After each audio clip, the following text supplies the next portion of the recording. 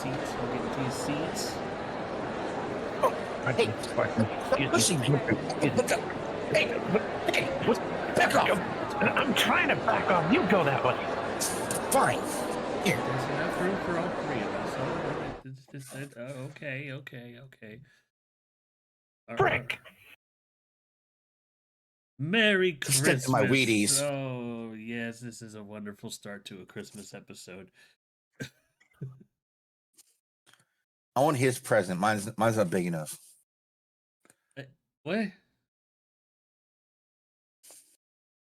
You obviously got him a bigger present than me. What? I see it. It's right there. No, what? No, that's crazy. I got everybody the same gift. Because I love you all equally. Y'all.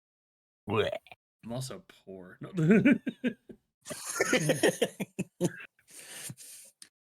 Stop talking about me. Yes, hello and welcome to the Kino Korner, where we talk about the very best in movies, news, and trailers from a certain point of view. And I know it's a bit early, but Sunday's fallen on a weird point this year, so this is our a bit early Christmas episode. If you're watching this on YouTube, this will be uploaded either right before or right after Christmas, but otherwise, yeah.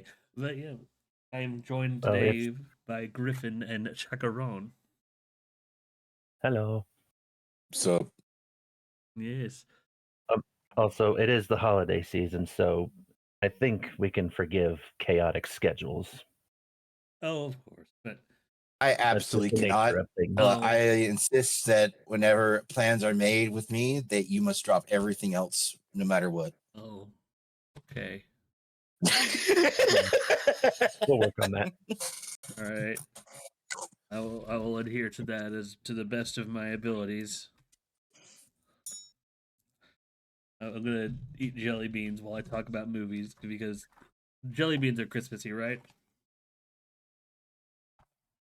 They deck halls and all, your heart and all. Uh-huh. So, as you can see from the bottom right here, our general theme is going to be the Rankin Bass movies. You know the ones. Each one's about 30 minutes long. Year Without a Santa Claus, Rudolph the Red-Nosed Reindeer, Frosty the Snowman, Little Drummer Boy. The Little Drummer Boy got a sequel I bet you didn't know about. Jack Frost. No, there's a lot. Yeah, some I didn't know about, apparently. Same. Oh, yeah. I'm surprised you didn't know about it. See, I'll talk about it more in detail when we get to the main topic, but I only know of most of these because they aired on ABC Family growing up, and I was already watching ABC Family because of Who's Line, so I was like, well, I'm already here.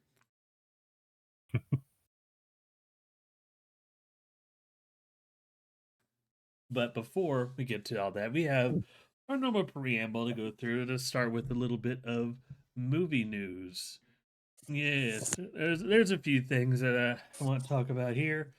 I was actually like, there was a lot of trailers, but I was like, is there much like in the realm of news that I don't talk about? Then I saw all those four things, like, well, all that's worth talking about. Starting with, apparently, yes, there will be a Black Panther 3, and there will be a Marvel Phase 7 after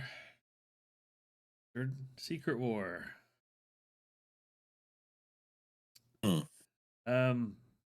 Neat. That's my stance. Wow, that's crazy. Look. There's a lot of good things here. Like Denzel Washington is a part of it. We don't know exactly what role he is playing, but he is going to be there. And it's also possible that this could just be a standalone that kind of is doing its own thing. It doesn't really connect to any greater story. And that's very possible. I'm still of the opinion that this whole continued story that they are doing in the MCU should have ended with Endgame, needs to end with Secret War. That's my stance on that. But hell, it's again, we don't know a whole lot about this, but it does give one one good thing about this is now I could ask Trey, is Black Panther 3 out yet? God damn it. I'm surprised you didn't know it was coming when you saw it on the list. No, I had heard before that Black Panther 3 was in the works. I also knew the question you were going to ask. I was just trying to deny it as best as possible. You mean you don't want to know when the hit feature film, part of Marvel's Stage 7 or whatever the crap it is, hit film Black Panther 3 starring Denzel Washington and Keanu Reeves? What? I mean, if Keanu Reeves is going to join the MCU, great. Keanu Who's he Reeves playing? is Black Panther. To be honest, I don't know if Keanu No. Reeves is actually joining Well, this film. I've seen, I've looked it up on the YouTube, and supposedly there were some trailers that were like teaser trailers or whatever. But then I don't know if those are official or not. And one Probably of them, AI. one of the people who was in the trailer looked a lot like Keanu Reeves, but at the same time, it could have very easily been an AI. It may have been because there shouldn't be a full trailer for this out yet. It's still in the hey, we're writing it. Oh, yeah. I would say it was a full trailer, but it was still. I was still looking it up, trying to see if I could find anything on YouTube, and it was just like, like that's like if that's real, that's silly. But hey, Keanu Reeves and Denzel Washington in the same movie. I mean, sure, sign me up. Let's see where we go with this. Heck yeah. But anyway, to answer your question, Chacaron, I would very much like to know the exact release date of Black Panther 3 because I love the MCU. What I'm not looking forward to is Goobersaurus Rex over here continually asking me when it's coming out, especially since he knows when it's coming out. Oh, I don't. That's why I'm asking. He does. And he's doing it to be annoying. You mean he's holding it back from all of us, including the illustrious audience and people in the chat, now Griffin's as well as YouTube comments right there. See, now Griffin's just lying. I don't know when Black Panther 3 is coming out. That's why I asked. I'm not lying. Y'all are putting words in my mouth, and I don't appreciate I don't know, man. Like you never took me to Wendy's after that last one I did. That's beside the point. Griffin. We never went to Wendy's. We tried to go. You promised me Wendy's. I did, and then Griffin was going to pay for it. It was a whole thing. I remember you were there, and then Griffin just decided not to pay for it. So yeah, blame Griffin. I am going to get my flamethrower. But if you want some context on, if you do, could we stop by Wendy's on the way? Yeah.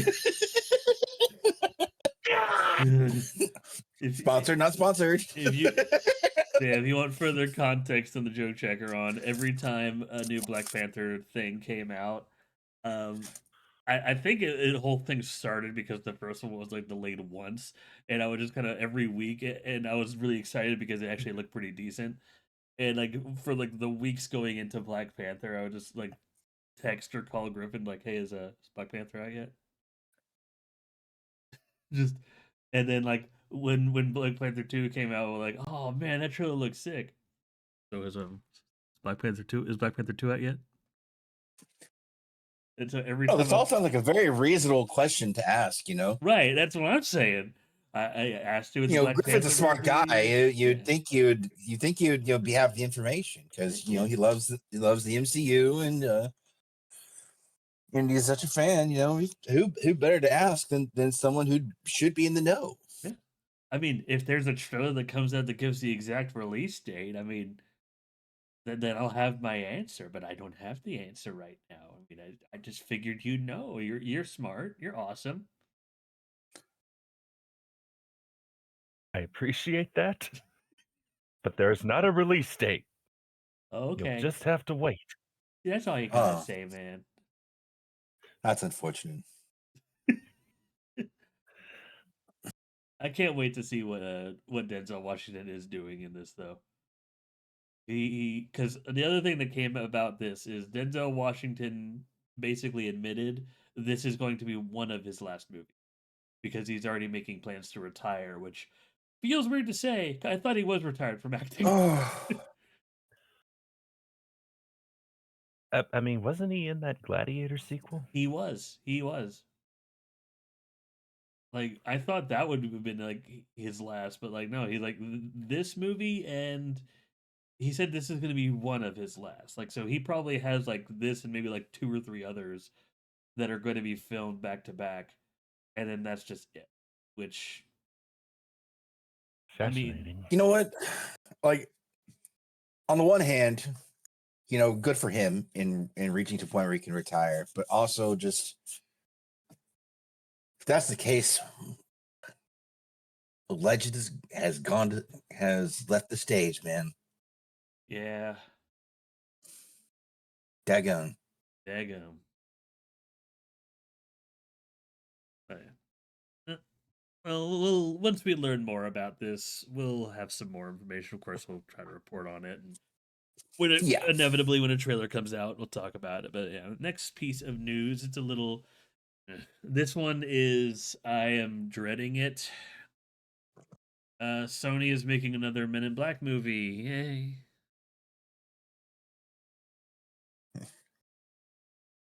I wish I could be more excited about this, but Is there any information on who's going to be in it? No, Is it? there Are they is trying to continue no. There is no I- information. the story? Okay. Yeah, I think great. they're trying to get Will Smith to come back, yeah, but nothing's and confirmed. maybe Tommy Lee Jones if we're lucky. Yeah, if this is a continuation of that trilogy, maybe. But like, even again, like I haven't I seen. don't know. It kind of feels like they kind of wrapped it up, but like, Agreed. It like Yeah.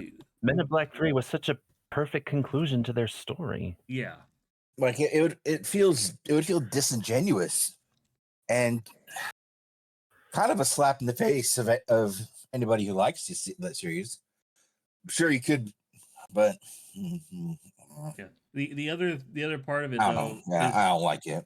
yeah, the other part of it though is who has it, and it's Sony. And look, Sony has done good movies like Spider-Verse movies, but look, their live action track record as of late is not exactly reassuring. Yeah, ignoring the Spider-Man less Spider-Man movies for a second. Men in Black International only gets worse the more I watch it, to be honest. Yeah.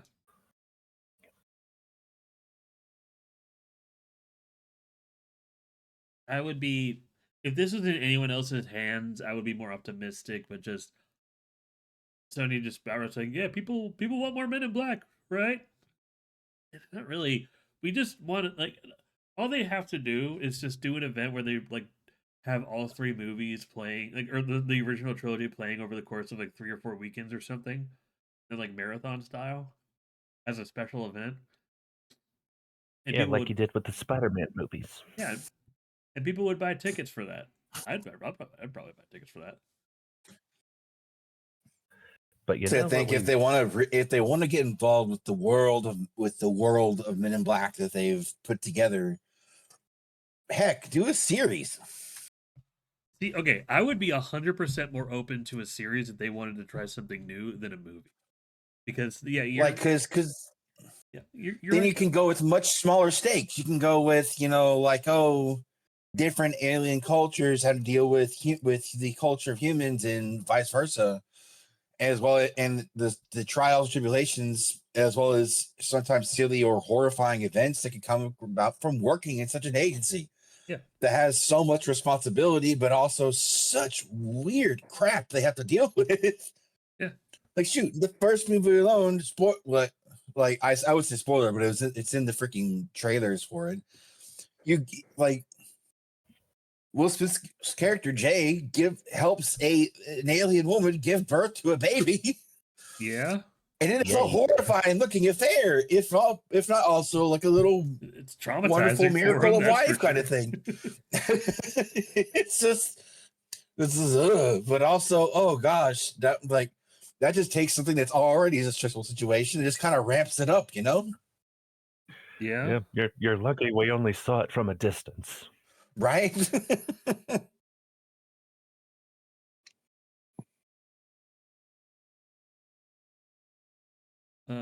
But we'll see what happens with this. This is still even earlier on in the process as Black Panther 3. It's like technically both of these projects are early enough in where so many things could change and they could just straight up be canceled. But it's less likely for Black Panther 3 because Denzel Washington is basically now on board. But Men in Black new movie has Sony just saying, we want to do it. So who knows what's going to happen with this? It could be in Oh, production limbo for a while. Who knows? But yeah, next piece of news. Uh, I thought, okay, I'm getting all of this aggravating, well, not all the aggravating stuff, but some of the aggravating things just out of the way now. Who knows who Uwe Boll is? I don't. Please inform me. Okay, oh boy. Uwe Boll. His name is spelled Uweboll, but it's pronounced Uwe. I think he is. I can't remember what his nationality is. Let me. I want to say German. I believe so. That sounds right. So he Yes, has he is. made. He is from Süddeutschland. He is from Deutschland.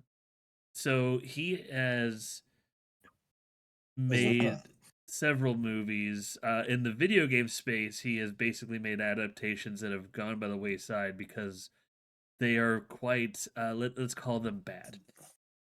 These, like the Blood Rain movies, the first Alone in the Dark. Let's see. He does a lot of army movies. House of Actually, the Dead. House of the Dead. Did he do any of the Underworld movies, or is that someone else? Please say it's someone else. Oh, thank God, because I like those movies to a point. But he Oh, does oh no, yeah, that's not him. The Underworld movies had effort put into them. up to a point. Like there is one. I forget which sequel it is, Yeah, but there is yeah. a point in those movies where I'm just like, wow, they just don't care. But that 4. he just kind of makes things, and he is a one man Oh asylum. no. Okay. Yeah. Yeah, he is basically a one man asylum. He don't care. He doesn't care what the source of the game says. He's just like, I want to make action shoot 'em up, even though. And now he's just like, all right, I'm gonna make Alone in the Dark, but this time I'm gonna make it actually horror. It's like, oh yeah, I mean like how the game is. Well, I don't trust this guy as far as I could throw him. But also, I'm not going to fight him because his other claim to fame is when people criticize his movies, he tries to box them.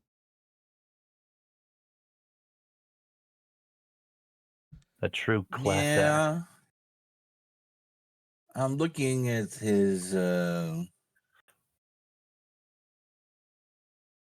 movies he has under his belt, and yikes. Most And of them you haven't heard of, and the ones you have, or oh, that's bad. Yeah.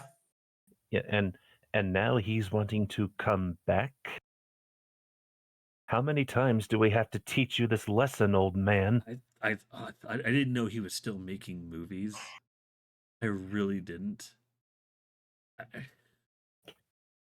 So I thought he just kind of fell by the wayside, and I was happier just not even thinking about him. But now he's here again, and it just Surprise, surprise. okay. I'm more aggravated at the guy. I have never played Alone in the Dark. All I know about is that it is a horror game, and I could watch the and my little knowledge of watching a trailer for the game Alone in the Dark, I could see the game or the movie Alone, his movie Alone in the Dark, and see like, wow, I this feels like it has not a damn thing to do with that game. It's one of those with very little information, things become blatantly obvious. So I'm just like, yeah, I who who trusted this man with this IP again? Are they are the creators of this IP just that desperate for the monies? Probably. Yeah, probably. Ow. Yeah, not too much to say about this. Y'all have something to add about Uva Bowl? I've said my piece. Just ooh. And I have nothing else to say about him. Fair enough. Yeah, honestly, I think the less said about him, the better. All right, let's talk about sad news, but things that I am are on a topic that's generally more upbeat and not aggravating. Well, it's a little less sad, but it's on the topic I like talking about. Super Sentai is ending after 50 years. Like it's no longer speculation. I go. It's no longer under the radar. The straight from the horse's mouth. They're just like, yeah, no. After those huge, just we're gonna we're gonna stop that for at least for a time. We don't know if there's not an official hiatus. Okay. That we don't, but it's they've done this once before with Kamen Rider, and Kamen Rider went on a 10-year hiatus and came back a lot stronger. Most fans of Kamen Rider agree that basically the Heisei Yep. era from Kuga on is probably some of the best in the entire Kamen Rider era. I am inclined to agree with that. I like the classic stuff; it has its place, but like minus Gaim, there's not a Heisei Rider series I don't like, and I also know that's let's say Super Sentai needed it. They've become way too reliant on crossover shenanigans and anniversary bullshit in their most recent seasons instead of telling new stories. Mm-hmm. Plus, there's a whole other thing going on with I don't know a lot of details, but apparently one of the main actors in their most recent series, and thank God it's about to end and get to the last episode because let's just say they did there from what I'm understanding they did something less than legal and might not be able to finish the show.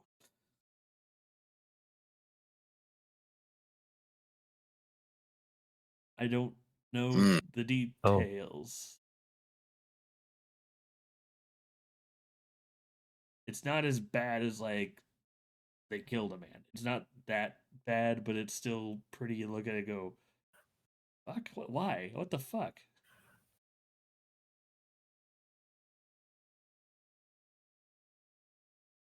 But the big thing is, of course, there's a few questions asked about this, like how is this going to affect the future in Japan and in America? Well, Japan's going to be fine. Um, their plan is Common Rider is still going to go strong. They're still going to do their seasons, and because it's markedly more popular than anything Super Sentai related right now. And they're going to use the backlogs because they have other heroes in Japan, like Space Sheriff, which will be getting a new series next year, and other shorts. So Japan's going to have their stuff on lock. They have stuff to fall back on. The genre's not going to die.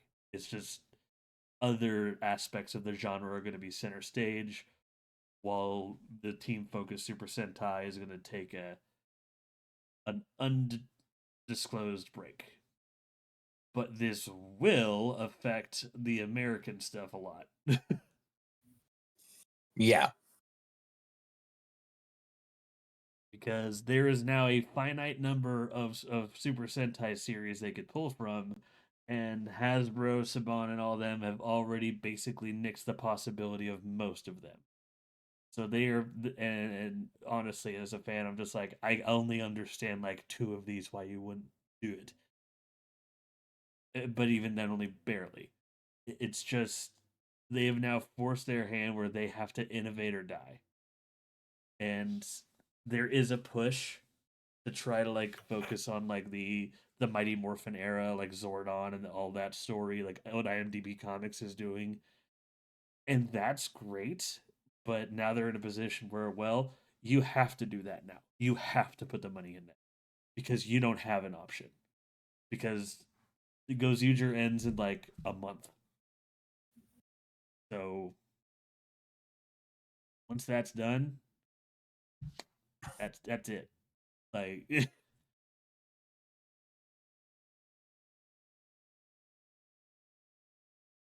who see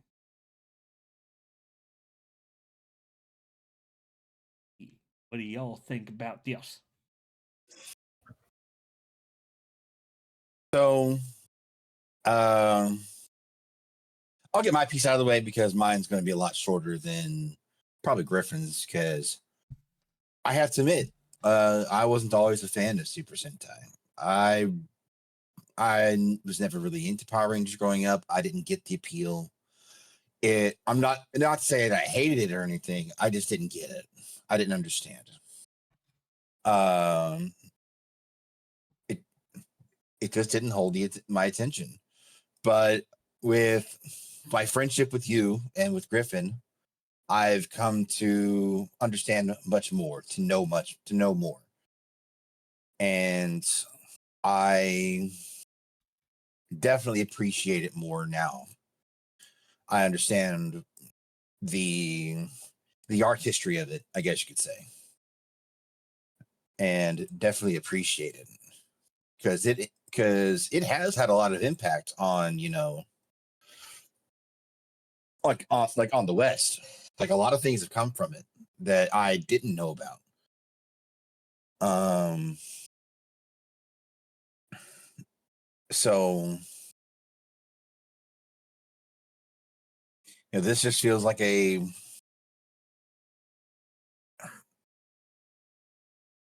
guess long story short, like 50 years is a long time. This is something kind of big, and it's a shame that it's going. And I hope that it's like the case you're saying, where they get like it goes on hiatus for a few years, like a decade or so, and then after that, it's like it comes back like stronger than ever. Um, but that's all I have to say about it. Yeah. Griffin. Well, maybe a break is exactly what Super Sentai needs. Just so it can refresh itself and hopefully come back stronger. I mean, even Godzilla took a break for roughly 10 years. Oddly enough, also on its 50th anniversary. And look where we are now. Yeah, and it is in yeah, I'm technically there is no confirmation that this is a break. People just say they're not renewing it for the season for as of right now. They're leaving it vague. I'm just going off of historical precedent, and honestly, it would be weird if they didn't like renew it at some point and try to recalibrate like your own people. Because if you watch Super Sentai, like the last 10 years they've been doing some experimental shit to say the least. Like every this not just with the designs but with like the what was like I guess how much CG was used, like certain choices of characters, how many people on the team, just they it's a weird one to try to figure out. And I guess it's easier with Common Rider because you have one at the start and you can grow in multiple ways from there. It's probably why Common Rider is so it has a naturally stronger foundation compared to Super Sentai because Super Sentai you have to take like a few episodes to really like, all right, here's what you need to know about these five and the middle. Go. I don't know, but we'll see. I'm still of the opinion that yeah, like maybe like a decade from now, maybe as early as 5 years, and I would put my money on that. But in some time in the future, there's going to be a tease, and there's going to and the first Super Sentai series that comes back is going to be a more traditional Super Sentai series. It's going to be and well, well planting the seeds of whatever they decide to kind of recalibrate things. So whatever new stuff they're going to go in is going to be sprinkled in there. Or then the second series is just going to go ham with it because they're going to want to bring back the old guard and the new kids. Because no matter how much they try, and I'm pretty sure they know this, but no matter how much they try, like there's going to be 30-year-old idiots like me, or like 30 to 40, or in their 30s and 40s like me. They're just like, I love grown ups in spandex. Just watching this shit. But yeah. But the one positive that's come from this is I finally have a chance to catch up on all the seasons I missed.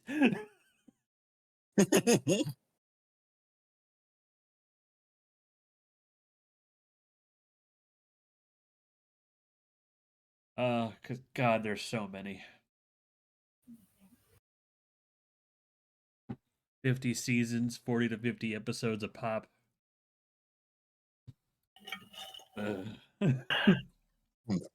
That's what I call the backlog there. Oh yeah.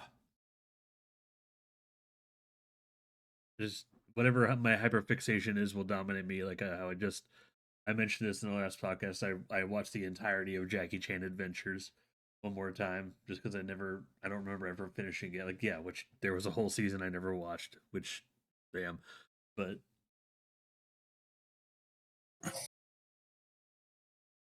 yeah.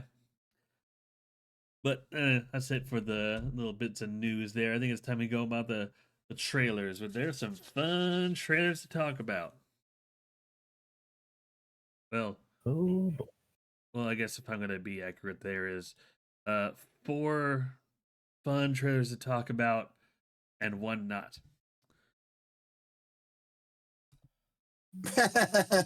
Yeah, I wonder which one that is. let's start on a bad note so we can only go up from here. Animals.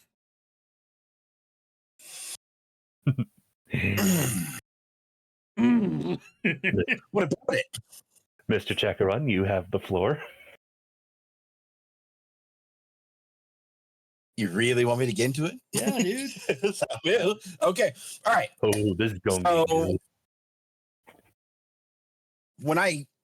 When I saw the list of trailers that you sent to me for this episode, I saw the Animal Farm trailer and I was like, oh my gosh, this is either going to be great, like they're going to bring the full like they're going to just hint at the gradual like horror slap. And by horror I don't mean like uh something from space coming down and tearing people apart or a monster. It's going to be like the existential kind of horror, like societal horror. Do you understand what I mean? Yeah. Like it's going to be, you're going to be watching things start seemingly so well and then go so wrong, and it's going to be brutal, but also in a weird way beautiful. Like or not beautiful in that, oh, like look at all these terrible things happening, like this is great. This is so well done. It says a message, it sends a warning to people in a way that doesn't point fingers and say, oh, look at this person they're bad. It's look at what's look at what's happening in this story. Do you recognize it? Yeah. That is what the book Animal Farm was. It was an author's attempt to show a group of people, hey, something's going on. Does like if you think this is bad, look around you, you know? Um and of course there was also the aspect of, he couldn't say any names or else he'd probably be shot in the street, literally. Or at the very or disappear, what have you. But instead he goes, oh, it's just a story of the animals, on a farm. So yeah, that was the first one way I thought that this could go. The other way that I was scared of is that they try to either soften the blow or soften it in some way to make it less terrible, or they change the story to make it. God, I can't think of another way to say it, to basically kidify it, to make it to where you can watch it with your kids, and if they ask like, oh, why is so and so doing that, you could feel like, oh, I don't know, maybe they're being mean, and you're just trying not to be like that guy or whatever. When the lesson behind it is supposed to be so much more than that.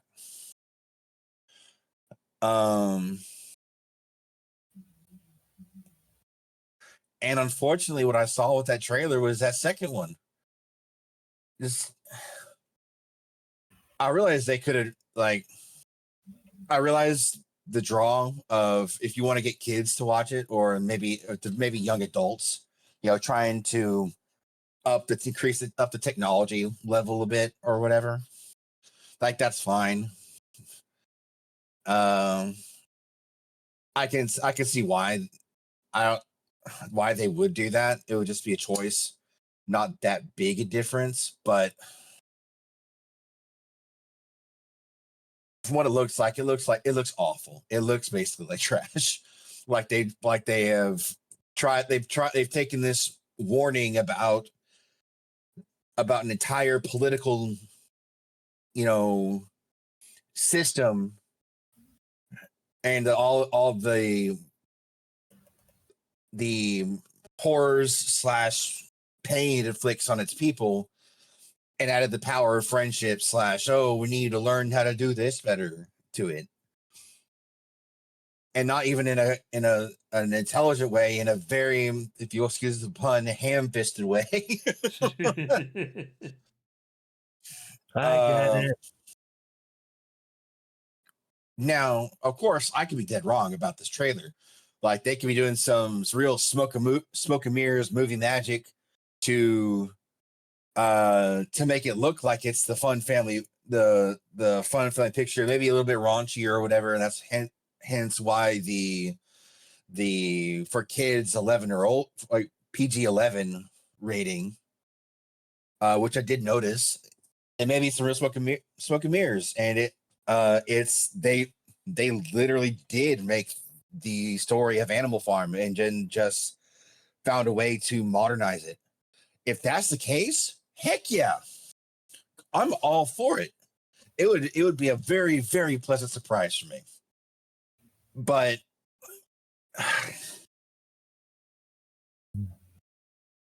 I don't trust it. I'm not even slightly optimistic about it. I just feel like, oh no. just oh no, that's it. It's just oh no. Yeah, there is a part of me that wonders if this trailer is pulling a Transformers 1 on us and only showing the worst parts in their trailer. But I'm not holding my breath. Exactly. Same. I hope that's the case, but I do like the book, and the one thing that I don't, whether or not this is how it is in the movie, like the main character, it's the well not the a main character, Pig, the one that oh gosh I can't think of his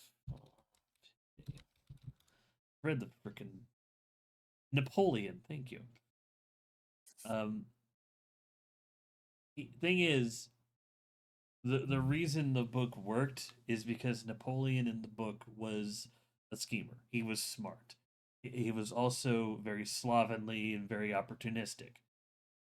He like he was a pig. Like that, like him being that animal was by design. So he often found ways to like get out of doing work and like yeah, it's like I don't want to do stuff for the farmer. What if I make the animals rise up against them and then I weasel my way? Like he knew exactly what to say at the right time and just try to get out of doing as much work as possible while just reaping all the benefits. Like that's why I said it's a cautionary tale. There, but he was still smart, and this Napoleon isn't smart. He is just Seth Rogen being played up by a whole new character, and that just completely removes and just it feels like a smokescreen of what the point of the book is, and just completely makes a new thing with a book that just doesn't work. It's like you have Napoleon in the book, super smart. Napoleon in the old just animation from I believe the 80s. It's like he is just this vile schemer. And then you have this one. It's like, hey guys, I got a Gucci bag. It's this fucking Seth Rogen bullshit. I, ugh, I don't like it. I don't like it. Theme. Uh, It's it breaks my heart knowing this is Andy Serkis. Yeah. We needed something more like his Mowgli movie. And instead we got more of Venom Let There Be Carnage.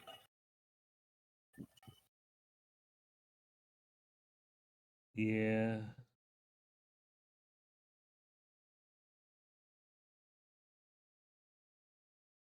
Oh well. Time to go on to something that's a little more upbeat. Yay. Who wants to talk about a story about murder and hide and seek? sure. Let's start looking up from here, shall we? Yeah. So Ready or not to. I have a question about this trailer. Yeah.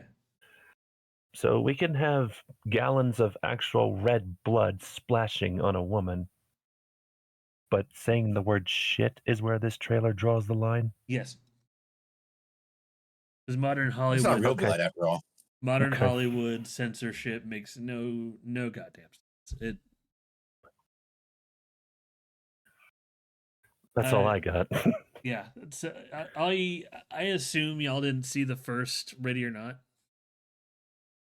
I didn't. Nope. I knew it existed, but you know, It's all right.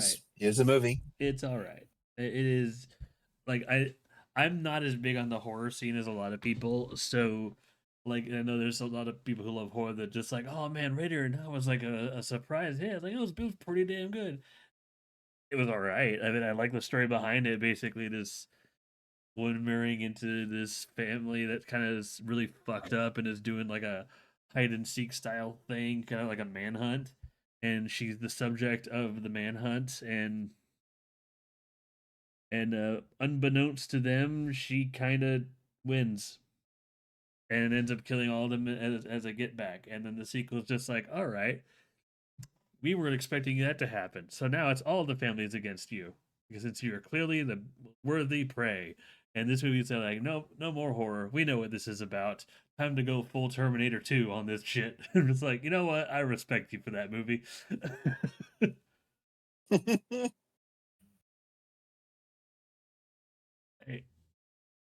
I don't know if I'm gonna see it, but I respect you for that movie. I mean, I did like seeing Elijah Wood in this trailer just be a devious schemer type character. Yeah. It's nice to see him play. Nice to see him, doing new roles. I guess you could say. You know what I mean? Yeah.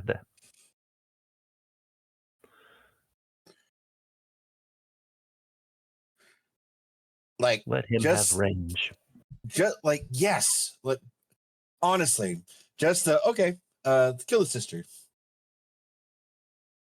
Like when she said no, I'm not going to play. He's like, okay, kill his sister. Just that's it. You already knew he was the antagonist. He was an antagonist, but then what he just did, he just said that with that chill. Just okay, that you're not going to do what we say, then we're going to do what we want. Like that. It's like, God, it's like, all right. God damn, Mr. Baggins. Mr. Frodo, indeed.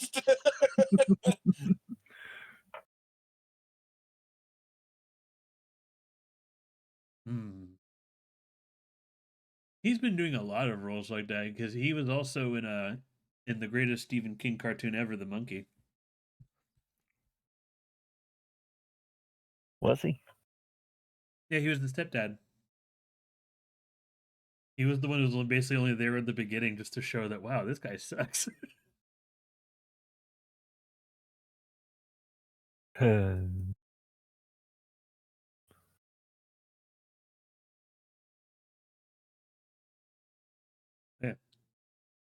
Not much else to say here because I think in the last year we got a little bit more to say. That was it. All right. Yeah. We had. It's just okay, cool.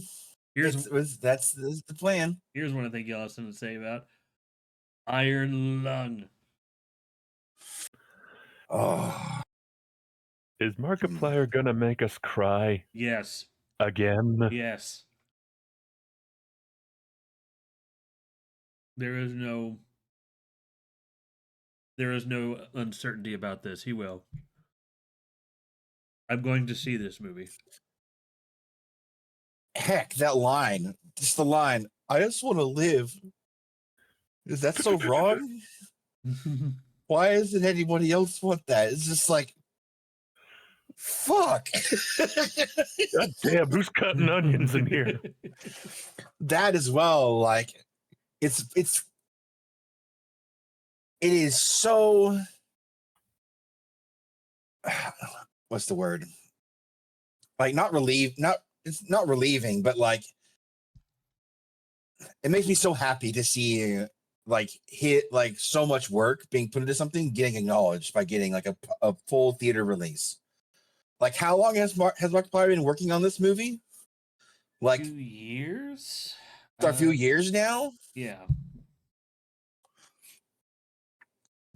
Like it was like 2 or 3 years ago, right? Something like that. Early 2023 is what it looks like. So yeah, 2.5 years. So yeah, like this is a big deal.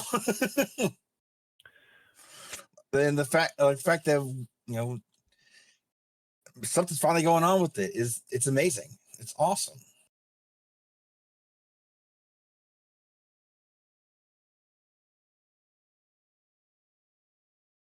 Now, would you recommend I actually watch his Let's Play of the game before watching this movie, or go into the movie blind? Honestly, I would. Here's the thing.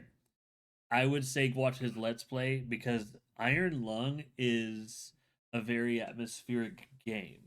So he is very clearly like trying to just expand on that with like some of like the logs and stuff in the game. Themes? Yeah, like the themes and the logs you find in the game, expanding off of the characters, and the horror is still going to be there. But watching his Let's Play won't. I don't think it'll take away too much from your enjoyment of what this could be. It'll just give you a better Honestly, it might be. Yeah, the more I think about it, it's better to watch his Let's Play or at least understand the game it's based off of. Because if you go into this blind, you're gonna be asked like, "What the fuck? What? Why the blood? Why? What?" Like, so just having at Why least is he in this thing? right, at least having the game is very fantastical, but having at least a vague idea of why the imagery is what it is to help get you in the right headspace to like let the movie just be, and so you can have better enjoyment of it, in my opinion. So yeah, watching his let's play or playing the game yourself before seeing the movie would be preferable. Very well. Plus, it's fun to think about, and I'm still impressed that apparently they did break a record for most fake blood in a movie by a lot, by not a small number. And Like a lot. there, at one point, Markiplier was submerged in fake blood, and he was in dude so many takes and would have to do so much stuff in the fake blood that his eyeballs were tinted red. God Yeesh. damn. That is his story, not mine. That is Yeah. dedication there. Yeah. I mean, you would have thought he'd played I Am Bread again. I mean, he wrote this, he directed it, and he starred in it. This is Markiplier's baby. The game is based off it's somebody else's game, and he got their blessing and kept the game the maker of the game in the loop through the entire thing. Apparently, at some point, one thing he did joke about during the thing was like he was setting up like marketing meetings and whatnot, and like there was some random day where we were like, "All right, do we need to have international rights?" And Mark was like, called the game to, "Hey Mike, do we have international rights?"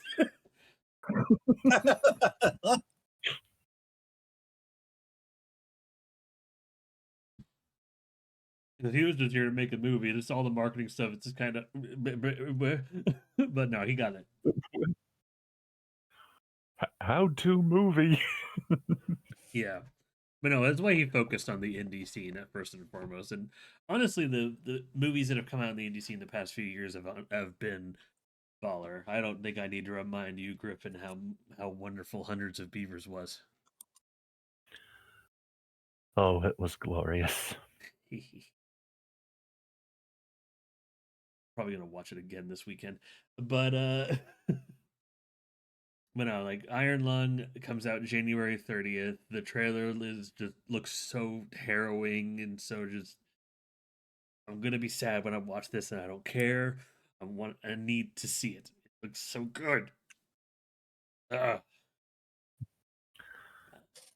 And I want this to succeed because YouTube as an art like there's so many good creators on YouTube that I need a chance to make the big stuff and this is Markiplier's chance.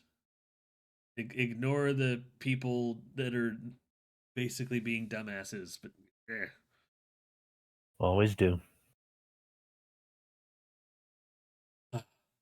Yes. So now let's see the next trailer we have on our list here. Hey, the teaser for Macaroni. Street Fighter.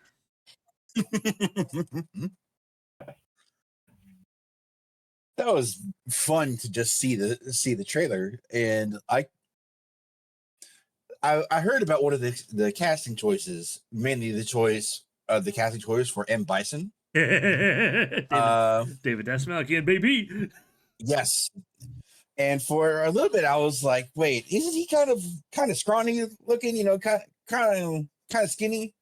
But then he at the very least in the trailer, in that little bit we saw him, he pulled up in the uniform and everything, and it's like, daggum, he looks like he's pulling it off.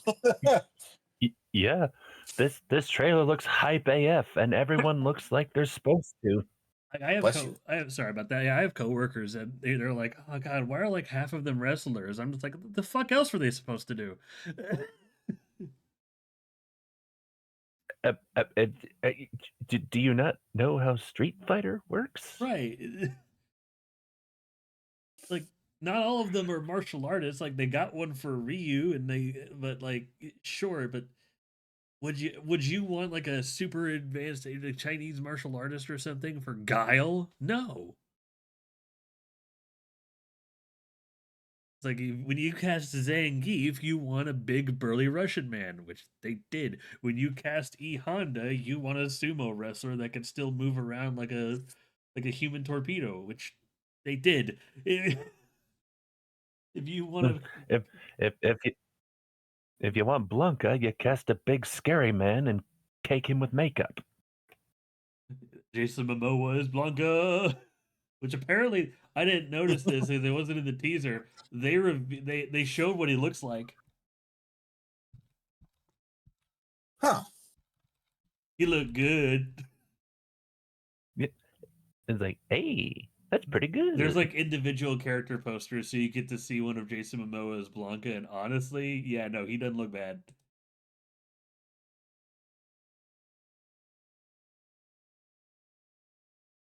And yes, at some point they will destroy a car by hand Yes, and foot It's beautiful. and fireball. fire.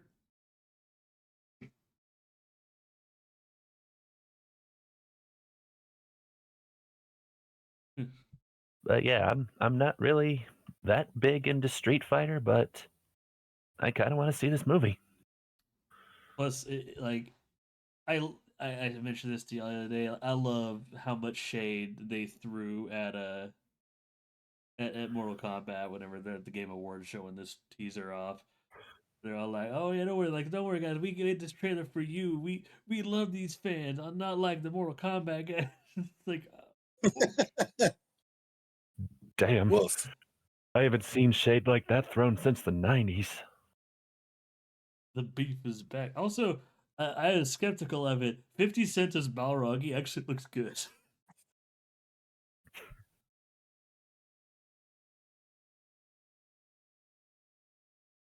The hair is He weird, do but though. like, do what? I was just saying he do though. Uh, I mentioned earlier Jason Momoa was Blanca, and he looked good. But this is not the only Jason Momoa movie we got a trailer for. Ah yes. Supergirl! A lot of strong opinions on this one. Also, a lot of wrong opinions on this one. I'm sorry, but there's that line she says, like, oh, he sees the best in everybody. I see the truth. That's just, damn. That's as from what little I know about Supergirl, because I admittedly don't know a lot. What I do know is she doesn't carry, Clark's idea of people. She's very much more. She's a lot more brutal, and would very much. I could very much see her being the type to say that. Her character, yeah. And plus, this the actress who's gonna be playing her that looks like Supergirl. Yeah. You know, Plus, Yeah. this teaser did confirm a few things about exactly what they're doing in this universe and reiterating a few details, namely that yeah, there's only two Kryptonians, her and Clark. There's and because she spends so much time away from Earth, as they mentioned in the new Superman movie, which by the way, it was really good. And Do it. they there's probably, and what we kind of figured when we knew Lobo was going to be the main villain is there's probably some bounty hunters just like, hey, a Kryptonian, kill it, or just capture it or something. And Lobo, the greatest bounty hunter ever, is on the case, and like we only get like the briefest glimpse of Lobo in like a shadow. We don't get a full face shot, but like with the little glimpse we get, oh man, it looks good. Like people did color correction to just brighten up the thing, and apparently the shot of him walking forward, it's not like an intimidating shot. Like when he emerges, apparently he has like the biggest fucking stogie in his mouth. So I can just imagine right after going, "Yeah, the main man is here."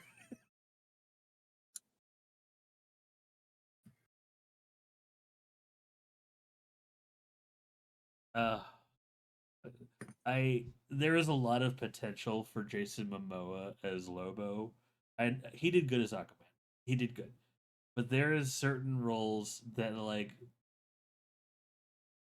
when you get the right actor in the right role, it's magic. Like we got that with Hugh Jackman as Wolverine. We got that with Robert Downey Jr. as Iron Man. This could be magic. Like I'm not saying it will be, but it's possible. It just really depends on how much freedom are they going to give Jason Momoa to act like a pompous jackass. Because if they let him go off, we got magic.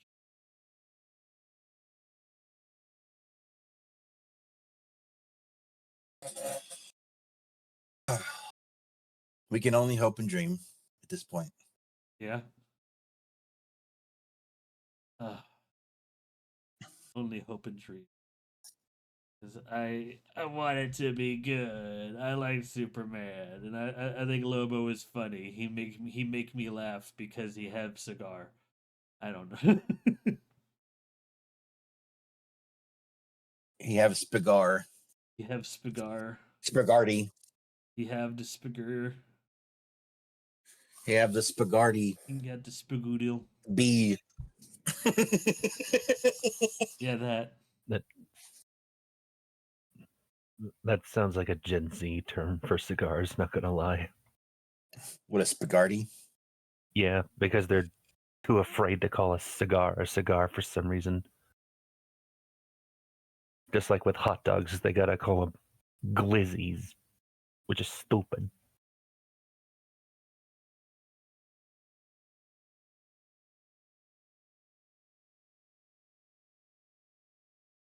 But anyways, Yeah. I too am excited for the Supergirl. I'm gonna make myself a glizzy.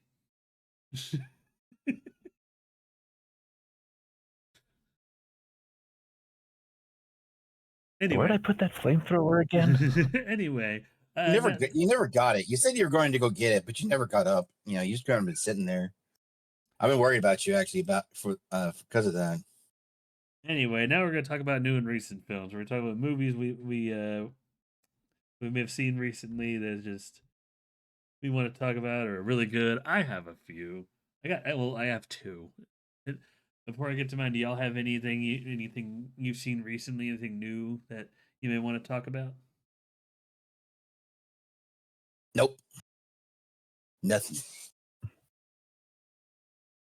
Well, but between Legends ZA sessions and working on a retrospective of Ray Harryhausen films, I haven't really had time to watch much. I did get a chance to actually view the first 2 episodes of the Legend of Laura Croft show on Netflix. And you hated it. Absolutely hated it. I knew it. No. I enjoyed them very much. Stuff is happening, mysteries are building, action is rising. I want to see where it goes. Because I like Tomb Raider. And I'm very excited for the 2 games that just got announced. It's okay. You don't have to lie to me. You're in a safe space here.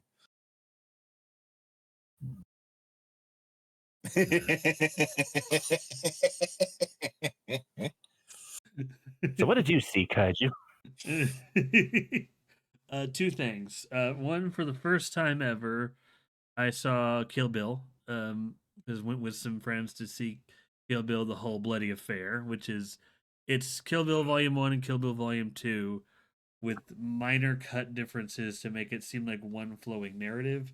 Apparently, there's some bit at the end of Volume 1 as a cliffhanger, like a few seconds that are trimmed out, but there are additional scenes added in the middle. And if you've seen the movie, you know that it's called the Crazy 88 scene is in full color.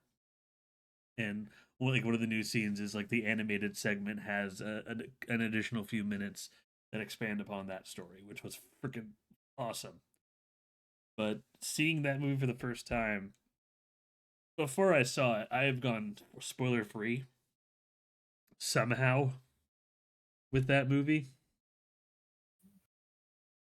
I wish I knew how, but basically, like, all I knew about this movie before I saw it was there's someone named Bill who's probably going to die, and Uma Thurman has a sword. That's it. But Spoiler warning: it's actually a movie about friendship and puppies and lovely things happening to people, well, dang it, you ruined it. You ruined it. Now I can't explain and and very appropriate resolutions, methods of conflict resolution. There we go. Yeah, that's the proper term. And you can't forget about the big musical sequence that opens part 2. Yeah. You joke, but And I never knew they could get an elephant to do that. yeah, it was amazing. Anywho, but but no, it is, looking back, it is fascinating to see how much it inspired pop culture from like the early 2000s up to now, and how many movies pulled certain things from it without even realizing. It's like there were things I think I subconsciously knew about, but I never attributed to that. Like I'll just call it the bride stare. When something happens, you're just like, oh my god, I know what this is. This is what this movie. It's from this movie, but like it did make me very happy, and it was a fun time. I know it's not everyone's cup of tea. I know someone who just saw it, thought it was okay, but I firmly believe that if you like film as an art form, if you just like in the most general sense, if you like films, if you like that spectacle, Kill Bill both volumes are required of viewing. They are fantastic, especially when seen together. And yeah, the second movie that I was able to see was something on Netflix that came out recently. Uh, it's the third movie in a series that I personally love a lot. It's called Wake Up Dead Man, a Knives Out story. DJ, have you ever seen Knives Out? I have. Have It's a you It's seen good, wonderful, no? masterful movie. Have you seen its sequels? I have not, unfortunately. I not that I don't want to. I just have not been able to find the time. You know, life being what it is. They are both on Well, Netflix, and I can now say for absolute certainty, if you like the first one, you will like the other two. They're both they are all like equal in quality to me, which is a feat in and of itself, I feel.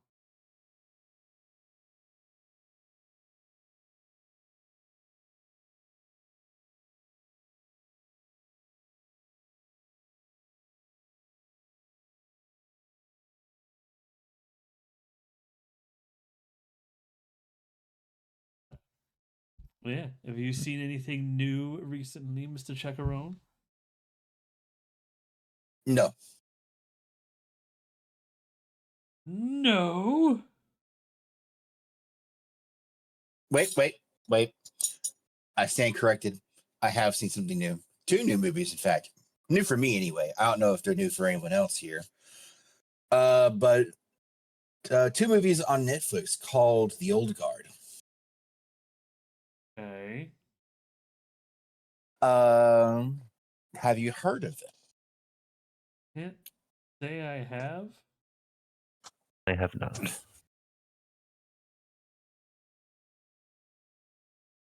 Okay. So how the old like what the old guard um is a I'm trying to think of how to describe it without spoiling it. Basically, there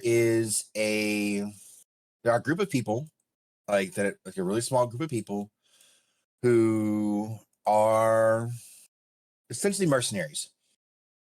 You know, and So what makes them special is that they are immortal.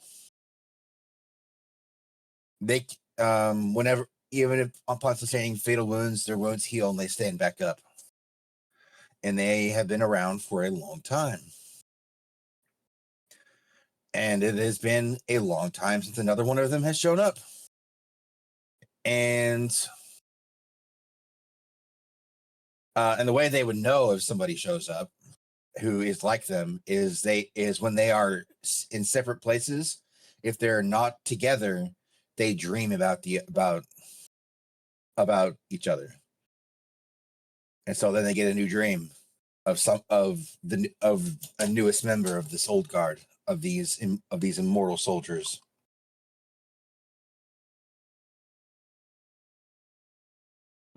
And that it has some really cool action, kind of neat story.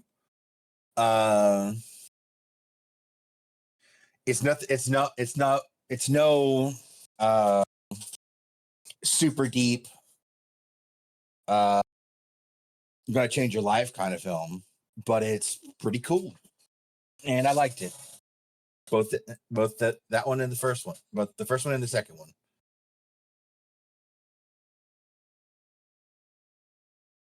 Okay. So yeah. I watched the first one and the second one. And I recommend it to anyone who likes some good action, good gunplay, as well as a good villain.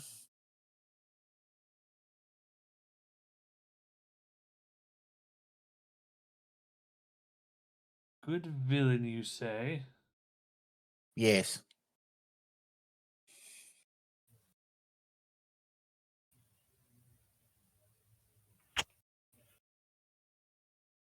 Oh, look into this old guard movie. Griffin, did you see anything else before we move on?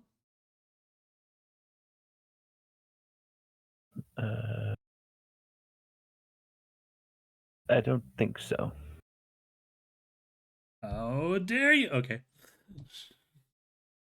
Well, then I guess it's time we get to our main holiday programming and let's talk about the Rankin Bass movies. Yay!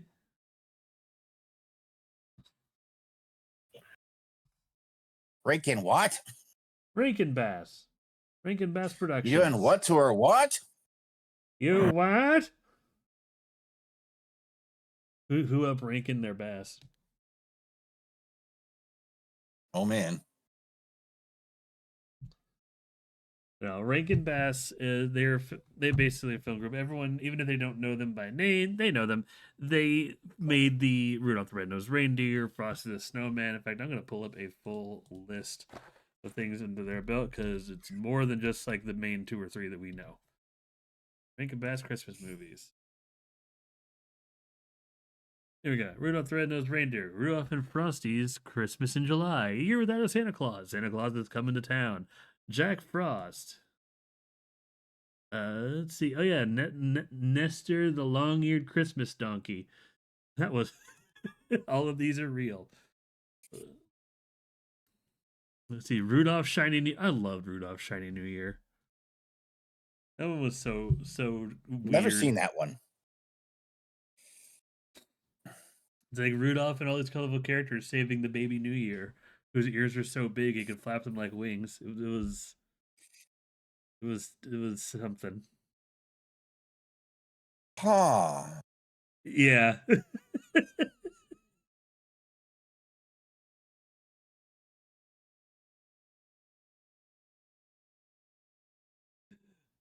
Yeah, it was Huh.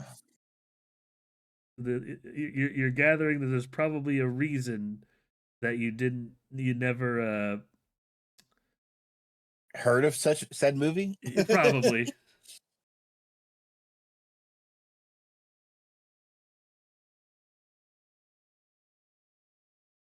Probably.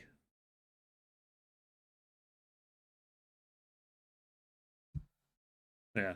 Um their biggest thing that they're known for as far as their style is concerned, like I said, they've done actual animation a la Frosty the Snowman, and there's the Stingiest Man in Town, which is basically the Christmas Story. or Christmas Carol, I should say. But their stop motion style and the way they do their characters best shown with Year Without a Santa Claus and Rudolph is probably what they're most known for. They're most iconic. They're most iconic. I'd say definitely.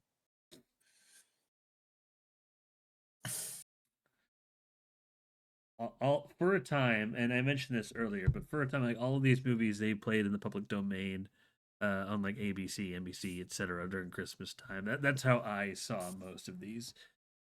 My family was always big enough on Christmas, but let's see. The only one of these I have on DVD is Jack Frost, but there's like a whole collection that I had to kind of go back and watch a few of these, like Rudolph and Frosty that I have, but oh, I feel like but in general, I would say my favorites are Rudolph the Red-Nosed Reindeer and Year Without a Santa Claus, just because the songs are absolute bangers. Dun, dun, dun, dun, dun. Griffin left. Dun, dun, dun, dun, dun. Oh, he's working on getting back. But let's see. You really had to go. I know. His hat's floating midair. But And it's left over from the critters. yeah. It's a whole. I see it didn't properly fix that up there. He might still be there, but we'll worry about that later.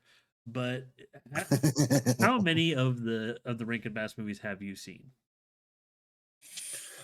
Definitely Rudolph the Red-Nosed Reindeer. Definitely that one. Then also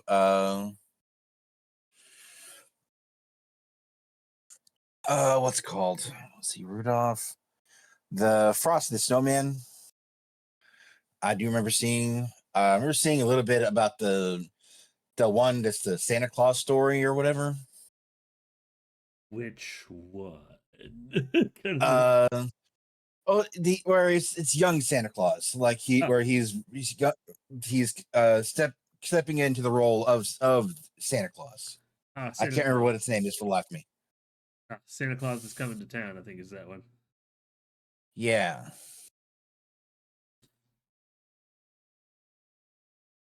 And then let's see.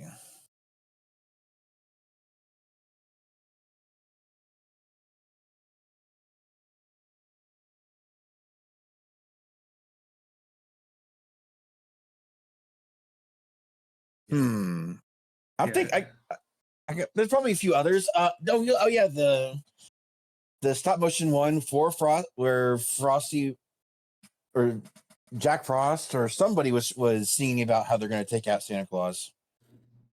That one.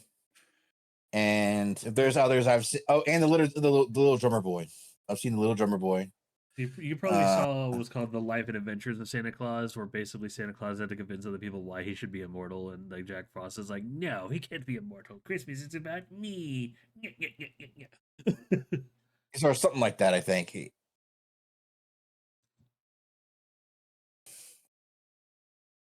But yeah, those are the ones I can remember off the top of my head. That I know were with Rankin Bass. There's probably others I've seen that I didn't know, but them's the breaks. That's right. Fortunately, they're all very short, and some of them are easy enough to stream. Some of them are like they're not lost media. Actually, I think most of these are on YouTube now that I'm thinking about it. Hold on 1 second. Rankin Bass.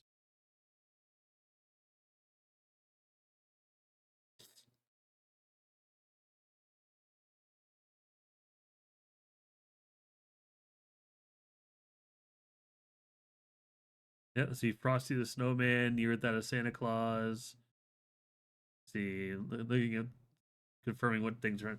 Like, in Rankin Bass, they've done other non-Christmas things. Like they have a Little Mermaid, and they have a how we call Mad Monster Party. But of course, we're just going to talk about the Christmas movies.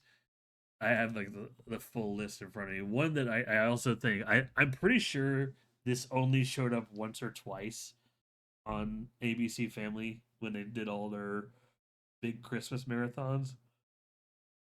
But there's one that I remember it for being just so out there. It's called The Leprechaun's Christmas Gold.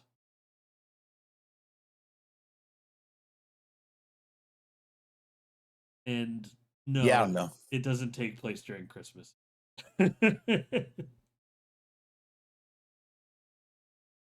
Well, part of it does kind of. Everyone just got really confused. Like, are we sure this is a Christmas movie? I mean, it's kind of. It's as much of a Christmas movie as Die Hard. Let's be honestly. You take that back. Die Hard is a wonderful and amazing Christmas movie. No, it is. It is a Christmas movie. That's what I'm saying. Like, Leprechaun doesn't like encompass the holiday season as much as like something like Overt, but like it like it's technically a Christmas movie. Yeah, like the big I think the big reason they're charming and why they're still talked about would one is the simple character designs they landed on. Like apparently there's still stage plays for Rudolph the Red-Nosed Reindeer. Like we all know the song like why am I such a nitwit? I am not such a misfit. Mitch. Why can't I That fit that in? one's great. Why? Yep. Yeah. Silver and gold. Silver and gold. My favorite Rankin Bass song Classic. is still the Miser songs from Year Without a Santa Claus. I, Mr. White Christmas, I'm high on crack. Wait, what? No, I'm kidding. No, like there's Heat Miser and Snow Miser, and they each have a variant. Like to show how similar they are, they each have a song that is has the exact same melody and some of the same keyboards, but one's about hot, one's about cold. Like I'm Mr. White Christmas, I'm Mr. Snow, I'm Mr. Icicle, I'm Mr. Ten Below. They call me Snow Miser. Whatever I touch turns to cold in my clutch. I'm too much. I love the Snow Miser song. And then there's the Heat Miser, where he has that deep kind of rah voice. I Mister. I can't remember like the first part of his. Like I think it's Bright Christmas. Like I'm Mister Bright Christmas. I'm Mister Sun. Like yeah, like they're the exact same song, just about different temperatures, and it's meant to reflect that they're brothers, and they're even though they're very similar, but they want to like, no, I'm not like him. Harumph. Yeah, that's one of the things in the movie, but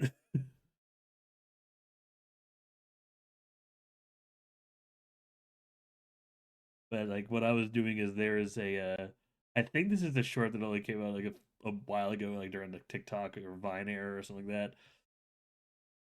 With just the I, Mr. White Christmas, I'm high on crack. What a, Jeez. I want to see if I can find. I'll try to find the original,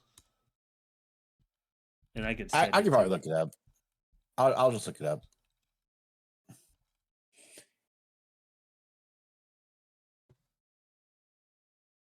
But in the meantime, The video is literally called Crack what Miser. else?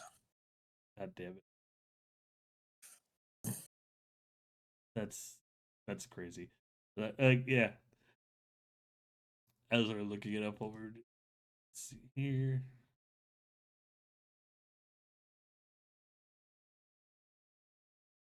Yeah, 2 years ago. They're even replicated. All right, but yeah, as, I mentioned last time I wanted to kind of talk about the Rankin Bass films because every year when I do watch a few of them, I never watch them all the time, and I don't think this is it's because of a lack of appreciation. I do think there's modern Christmas different Christmas movies that the kids are latching on to, and that's fine. But I suppose these are films that I suppose the feeling they leave me with is comfortable. Yeah. I know some people look at the stop motion animation designs of characters and they think it's a little creepy and just kind of an uncanny valley, which for some of the characters in like Year Without a Santa Claus, I can kind of see it. Or Santa Claus is Coming to Town, I can kind of see it. But like most of the characters in the Rankin Bass uh, catalog, they have these cartoony proportions, so I just don't get it.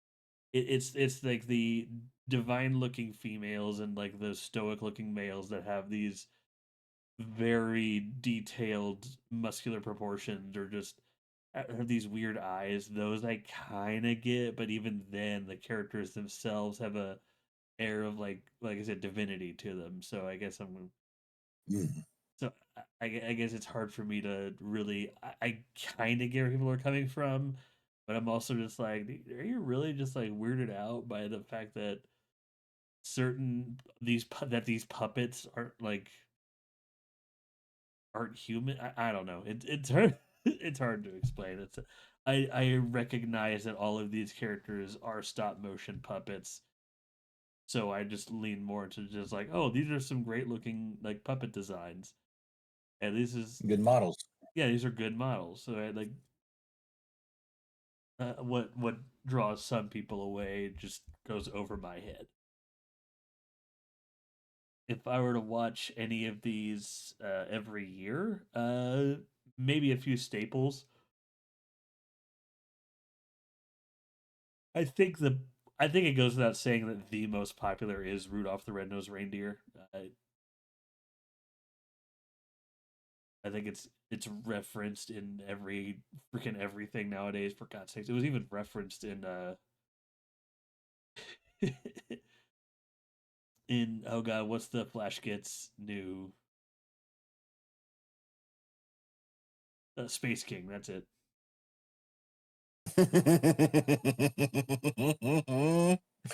Yes, it was.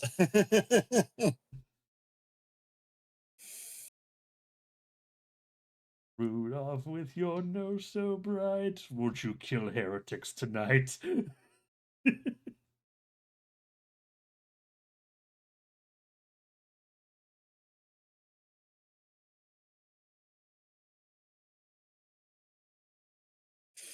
Just jeez. That's all I had to say. Just jeez.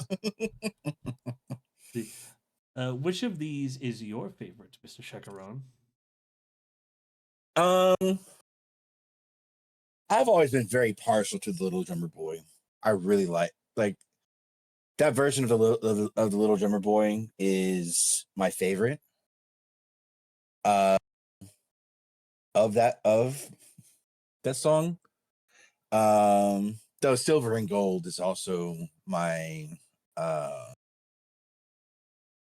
is one as soon as I can hear it. As soon as I hear it, I want to sit down and just watch the TV. You know.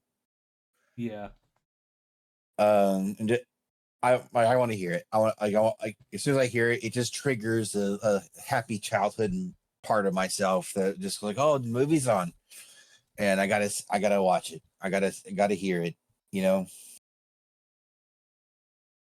So I guess Little Drummer Boy or like kind of tied with Rudolph the Red-Nosed Reindeer because there was so many good songs from Rudolph the Red-Nosed Reindeer, and but I also just had a soft spot in my heart for the Little Drummer Boy.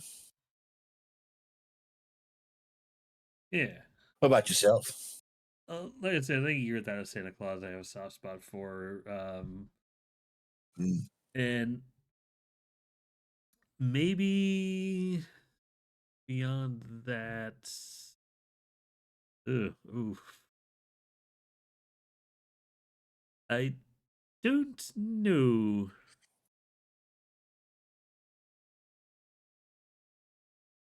I think it is, yeah, just Rudolph and You're That a Santa Claus. Maybe Santa Claus is Coming to Town is probably coming up third, but it was either that or Frosty the Mm. Snowman.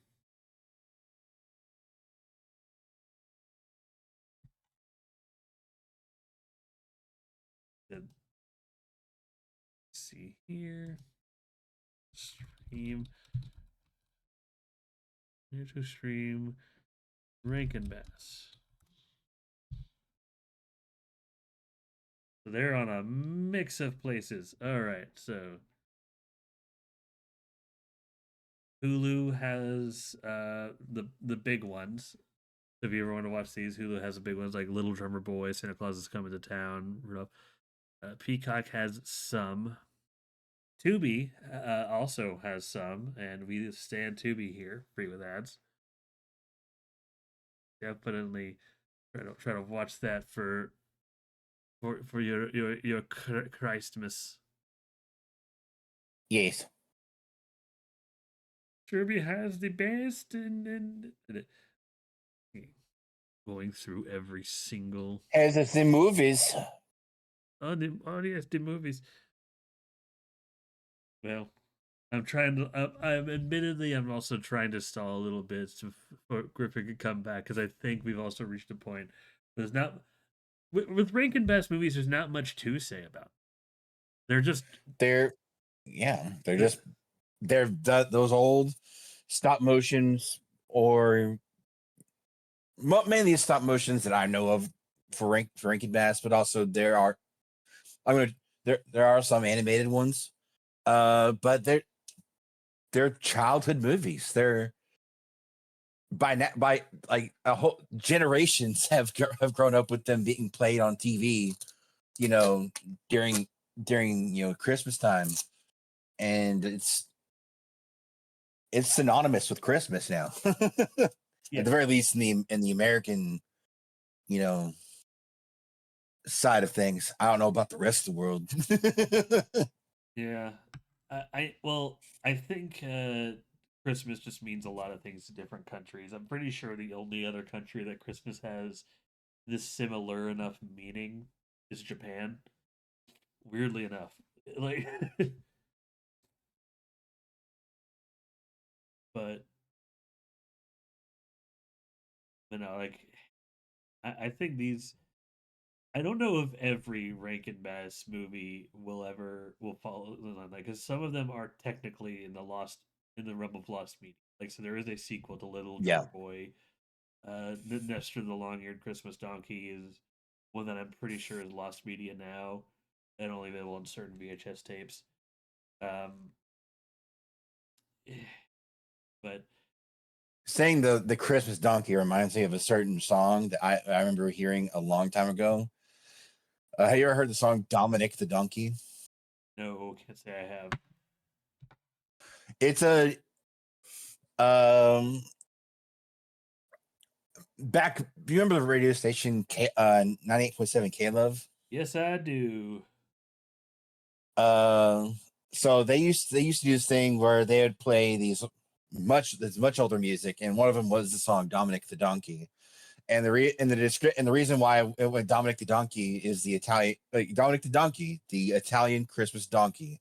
The reason they went with the donkey is because reindeer don't have the hooves or the leg strength to go up and down the hills of Italy to pull a sleigh.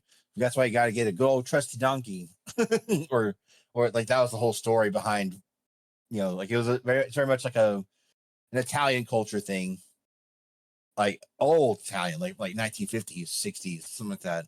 But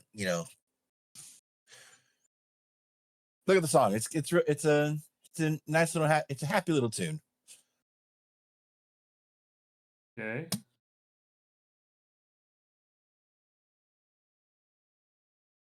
Ah, I will definitely look into that.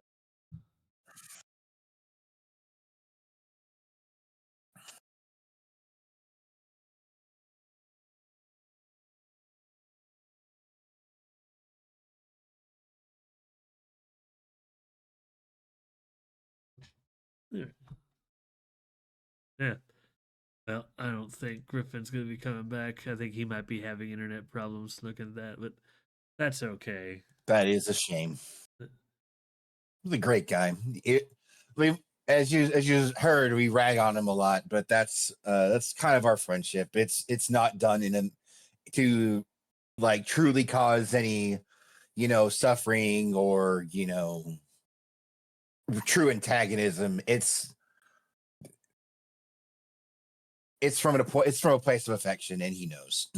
So if anyone's concerned about Griffin's well-being being bounced back and forth between us, it's it's our friendship dynamic. It's again every once in a while we switch places, where somebody's getting sucker punch slash emotionally beat up.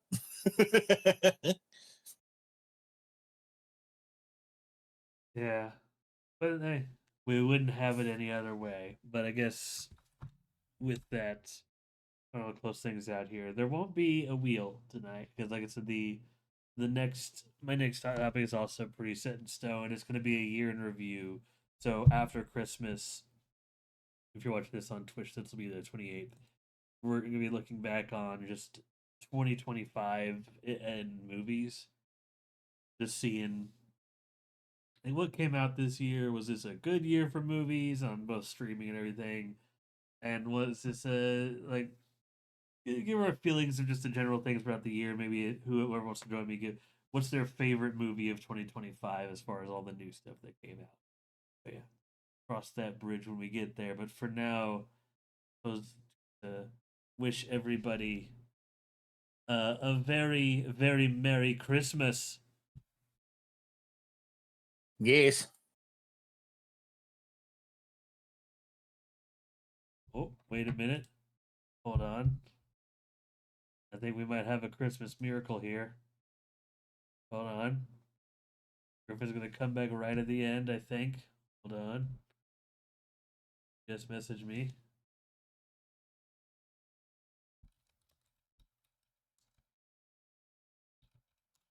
Could it be? Could it be the Christmas miracle? Wait for it. Wait for it.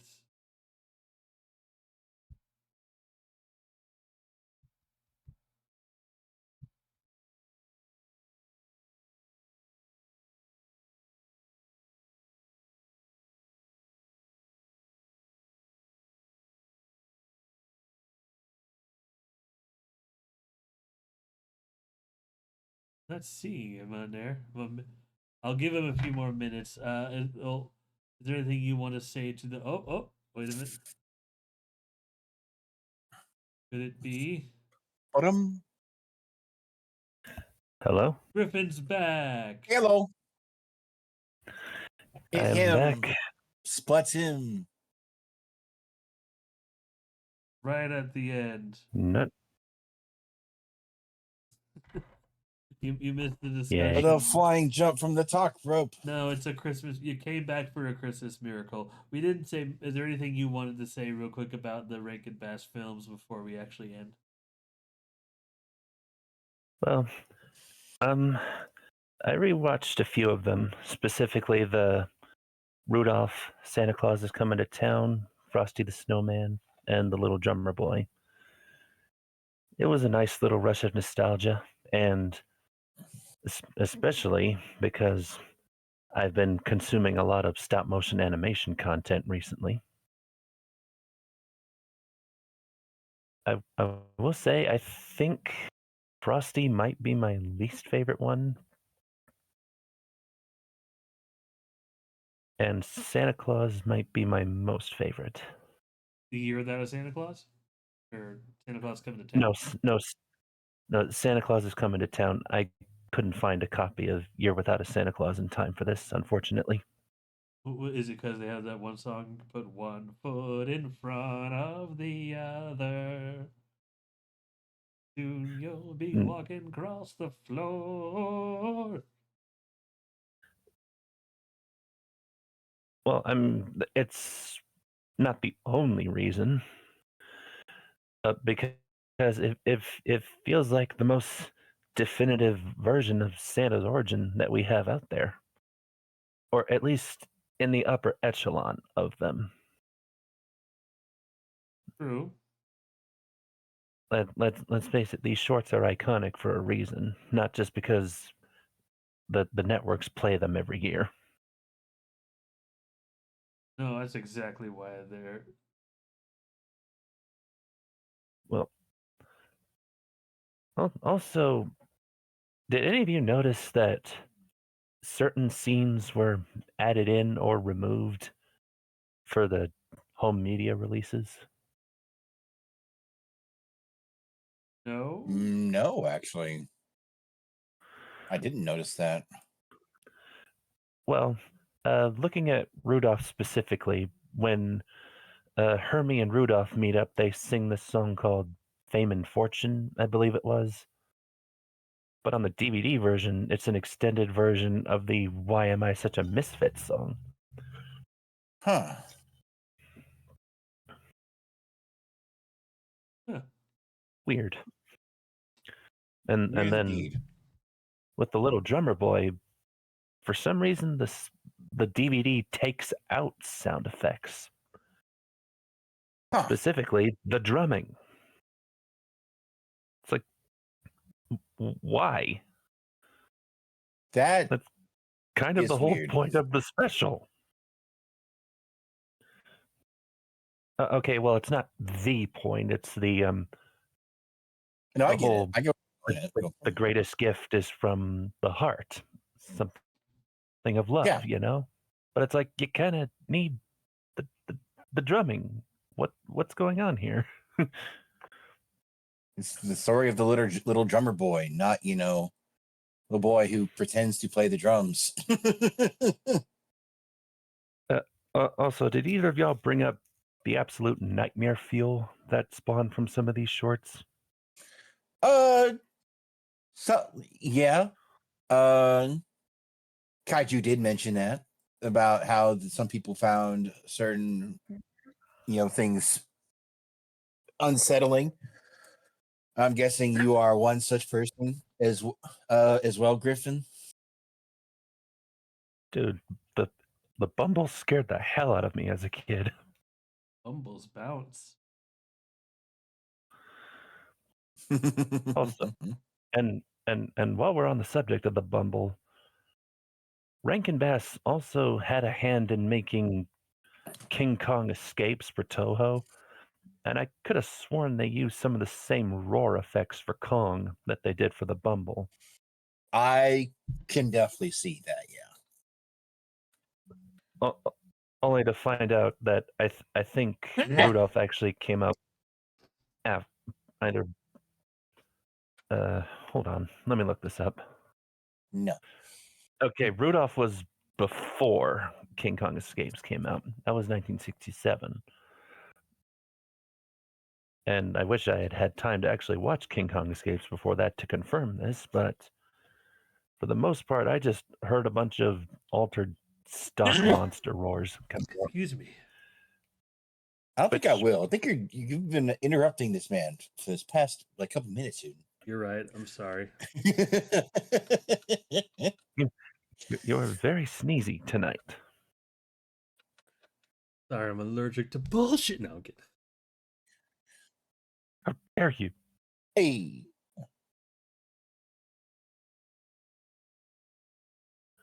But I will say, I may like some more than others, but at the end of the day, these are very charming shorts that anyone can enjoy. Yeah.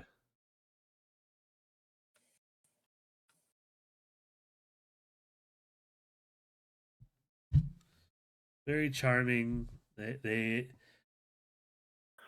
just classic, and I don't know if all of them are going to be as the thing I left with Chagrin. I don't know if they're all going to be as timeless as I like to remember, but yeah. I know. They're...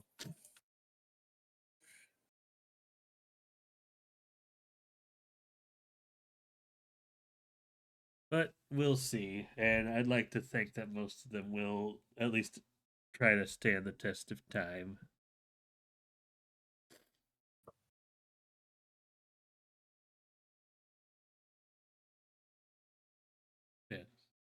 I mean, if it's Christmas related, it'll probably be shown again and again until the end of time. Absolutely. DVDs will be sold. And like as I mentioned before, while you're out, most of these are available on like Hulu and Tubi and other Paramount and other such places. They'll be made available at the very least, the popular ones. Yes, but that's now for realsies. We bring this to an end, and I want to wish everybody a very, very merry Christmas. And second verse, same as the first. Thank Chegaron and now Griffin for joining me today. Of course. You're pleasure. very welcome. Yes. And sorry, Griffin, there won't be a wheel today because next time is a year in review, as I mentioned to Chegaron and the listeners earlier. Now you are in the loop. I kind of figured. Yes, I'm gonna try to have this uploaded to YouTube before Christmas. We'll see, but so time will tell. But I hope everyone watches some good Christmas movies. Watch yourself some Rankin Bass movies off Tubi. We stand Tubi here, or watch Die Hard. That's a good Christmas. Watch Die Hard. Die Hard is an amazing Christmas movie.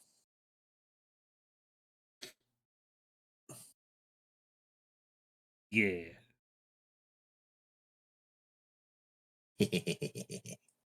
And happy Honda days to all. Yes, a happy Honda days to all, and to all a good fright.